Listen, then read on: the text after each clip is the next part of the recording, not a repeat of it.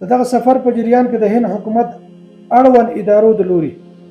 ځانګړې شوې مرستې او د سیستم د پراختیا او د لا ځان بسیاینې په موخه ځینې کړنې وعدې په لاندې ډول د 5 میلیونه ډالرو په ارزښت بېلابېل واکسینونه چې د روغتیا وزارت سره به مرسته کوي،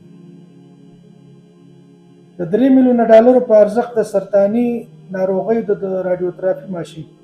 د 1 میلیون ډالرو په ارزښت 15 ټنه د سرطاني ناروغیو درمل، دارنګه د 300,000 ډالرو په ارزښت د سي ټي سکین ماشین، د 500,000 ډالرو په ارزښت د یو روغتون د تلیسیما د یو مرکز جوړول، روغتیايي متخصصینو او کارکوونکو ته د ظرفیت لوړونې پروګرامونو برابرول، د یو افغان پانګوال لخوا د وړیا د 80,000 پیچکاریو امپولونو مرسته، په کابل کې د دودیزې درملنې اړوند یو څېړنیز مرکز او انسټیټیوټ جوړېدل، افغانستان ته د باکیفیته درملو رالېږل او مارکیټ اړتیا پوره کول، د هند هیواد د لوري د نورو کړنو ترڅنګ د روغتیايي درملنې په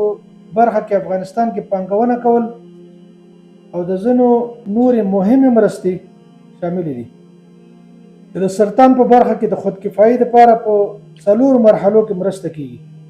په دې کې روزنه ده، درمل دي، طبي تجهیزات ټول شامل دي. پای کې به دا وایم چې دا سفر موږ ته د روغتیا په برخه کې د هند هیواد سره د اړیکو یو نوی باب ګڼو. زموږ هیله آینده دا ده چې د روغتیا په برخه کې خودکفا اوسېږو.